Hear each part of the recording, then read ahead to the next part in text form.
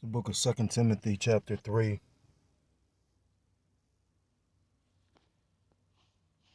There yet. It's the book of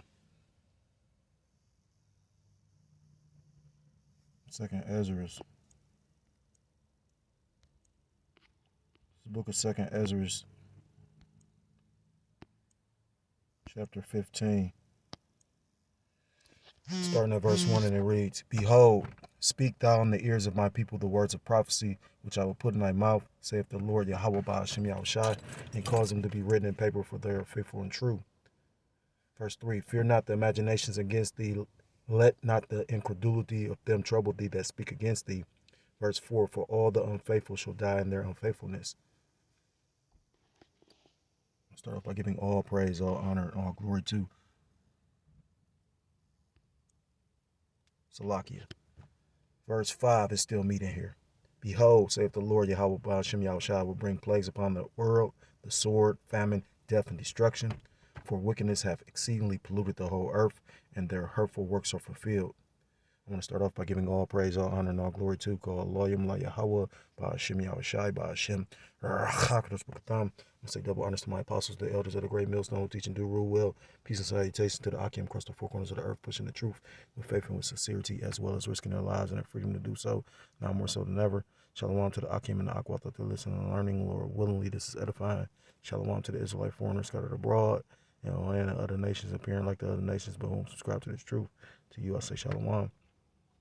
It's brother Yawasop, and coming at you with another lesson through spirit and power of Yahweh Shai. I want to say fair use, copyright disclaimer.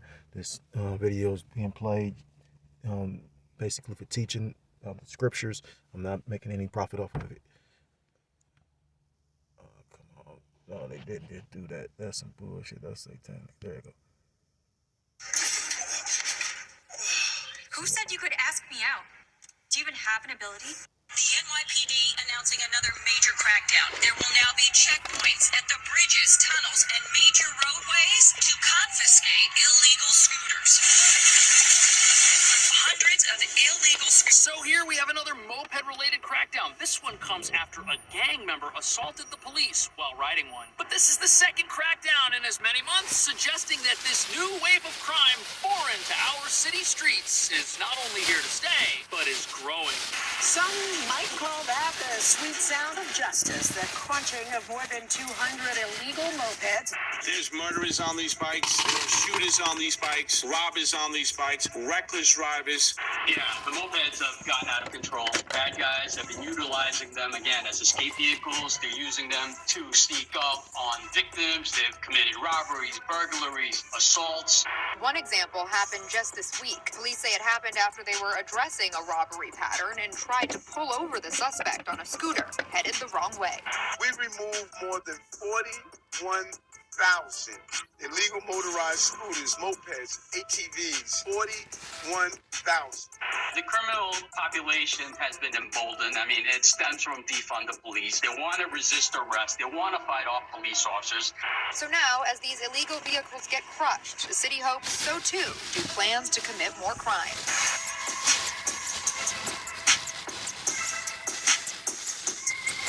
Another crackdown on mopeds has just taken place, and it won't be the last. Because what nobody's talking about is that just 2 years ago, New York City didn't have moped crime, which means somehow this crime wave has suddenly come upon us, and it doesn't look like it's going to go away anytime soon. Critics will point to the asylum crisis, which has seen 200,000 people pass through New York City, with many new arrivals unable to work unless it's a delivery job that requires a moped and someone else's rented identity, which is why up until recently, every shelter in the city had a sea of illegal mopeds parked out front, but not so fast recently. That's all I really wanted. This is the book of 2 Timothy chapter 3. Start at verse 1, and it reads, This know also that in the last days perilous times shall come. Going to that word perilous, which I've been bringing out this scripture a lot lately. It's the word kalapas. Strong's G 5467. Chalepas. Chalepas. And it means hard to do, to take, to approach, hard to bear, troublesome, dangerous, harsh, fierce, savage. So in the last days, the world will be It's going to be hard to live, hard to survive. And everybody's feeling that, because of this inflation, because everything is so expensive, because opportunities, there's a lacking in opportunities, and these people are ripe for the taking. I was watching something that the beloved elder apostle Tahar mentioned, YouTube channel, and dude was breaking down certain things. I hadn't gotten, into that type of stuff in a minute, as far as some symbology and symbols and symbolism. But long story short, that Olympics is a big ass ritual, and certain brothers is in the spirit to go into that, knowing like the scriptures talk about knowing the time, and it's high time to wake out of sleep. Romans chapter 13. We know through the spirit when vocab came to the camp right before the Lord saw fit to do what he did. At the end of the day, I got through the spirit that persecution about to come, and is a lot of themes with that persecution. It's like they're trying to intentionally piss off certain sects of society, the Christians, certain individuals, because they want a civil conflict, because out of chaos, that's how they're going to call themselves, bringing in their order. For men shall be lovers of their own selves, which we see, covetous, boasters. Look at that.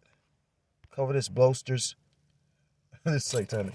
Covetous, boasters. It's funny because I got trying to do this on my lunch break. On my little break. Covetous, boasters, which we know Esau Edom is covetous and he's a boaster. Proud, blasphemers, disobedient to parents, unthankful, unholy.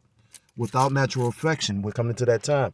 You got all these migrants here, and pretty much, it's not, they already started that to make people feel some kind of way, because they're giving them, the ability to stay in hotels and, monthly, government benefits that, come out of our tax dollars, while you got the everyday average American citizen or Babylonian struggling.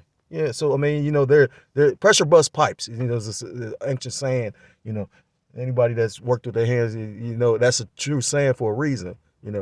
Pressure hit the wrong angle, is gonna bust pipes. That's how the pipe busts. So these people are walking, time bombs. It says, without natural affection, truth breakers, false accusers, incontinent, meaning when you go into the incontinency, it basically means lawless. And and it's you show you how powerful the elders is. They not speaking on that. They don't do videos on that. What's going on in New York? No certain brothers that's out there ain't saying nothing about none of that. But I can imagine what's going on out there, just like Los Angeles. I was just telling this 2/3, at my job about, have you ever seen the movie Escape from New York? And it's funny how they made that movie Escape from LA. And now look at New York and LA. It says, incontinent, fierce, despisers of those that are good. And that's where that persecution gonna come in. Traitors, heady, high-minded, lovers of pleasures more than lovers of the Most High. Having a form of godliness, but denying the power thereof, from such turn away. These people think they know the Most High, and they don't. They love pleasures. The God of this world is all about pleasure. But, the Lord is about to bring something terrible. What did I want? This is the book of 2nd Ezra, chapter 5, point is verse 8, and it reads, I'm going to start at verse 7. And the Sodomite Sea, and what is America known for now, giving certain individuals of, these Babylonians certain rights. I remember when I was homeless, when they had passed that during the Obama administration. I remember that, and I'll never forget, it was a homeless guy, and he was just so, he was like, what the fuck? He was fucked up off of it. I didn't really know what was going on till after the fact. There shall be, it says, and the Sodomite Sea shall cast out fish and make a noise in the night, which many have not known, but they shall all hear the voice thereof. There shall be a confusion also in many places, and the fire shall be oft sent out again. A couple of years back, you had all those different fires burning down those factories, food processing plants. It says, and the wild beasts shall change their places, and minstrels women shall bring forth monsters. You're talking about deformed children, but like the elder apostle Racha always speaks on, you got these GMO babies, Generation X, that's a bunch of monsters as well. It says, verse 9, and salt water shall be found in the sweet, and all friends shall destroy one another. Then shall wit hide itself, which is this truth, and understanding withdraw itself into a secret chamber. Because it talks about it's going to be a famine of the word, not just of food, but of the word. One day the Lord is going to withdraw the prophets. And it looked like it's going to be pretty soon because persecution is coming. You know, that's what that big-ass ritual was about. First, it said, into his secret chamber, and shall be sought of many, and yet not be found.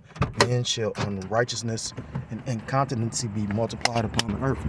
Again, going into that word incontinency, meaning lawlessness. And again, New York is speaking about how lawless it is.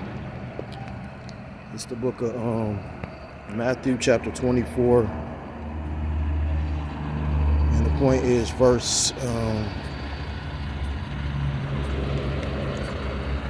12. And because iniquity shall abound, the love of many shall wax cold. When you go into that word iniquity, it's basically sin upon sin. So scriptures talk about in the book of Revelations how the sins of this place has reached onto the heavens. When you look at that whole ceremony, that ritual, you know, look how blasphemous these people have been. So yeah, the sins are reaching onto the Most High. Verse 24 and 13, it says, but he that shall endure unto the end, the same shall be saved. And you have to endure all the coming trials, tribulations, and the suffering, you know. But, you know, men that believe in Yahweh Shem Yahushua, you know, they'll have within them the ability to, you know, walk that straight and narrow path, the straight gate. Reading verse 21, Matthew 24 and 21. For then shall be great tribulation, such as was not since the beginning of the world to this time, so nor ever shall be, because it's going to be a very violent time, a time of Jacob's trouble. But it tells you in the book of Matthew, chapter 28 and verse 20. It says, and this is red letter, so this is the Messiah speaking, teaching them to observe all things whatsoever I have commanded you, and lo, I am with you always, even unto the end of the world. Amen. So as long as we continue to stay rooted in what we believe, you know, power of Yahweh Shem Yahushua, the Lord's going to be with us. So with that, I'm going to give all praise, all honor, and all glory to call Loyim La Yahweh Ba'ashem Yahushua Ba'ashem Rachakadah. Double honors to my apostles, the elders of the great millstone, who teach and do rule well.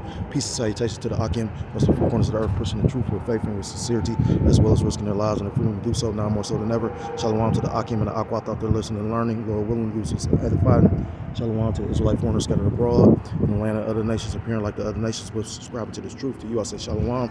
Until next time I'm able to come another lesson, I say shalom, shalom, and Kwam Yasharallah. Shalom. You good, boss? Appreciate it.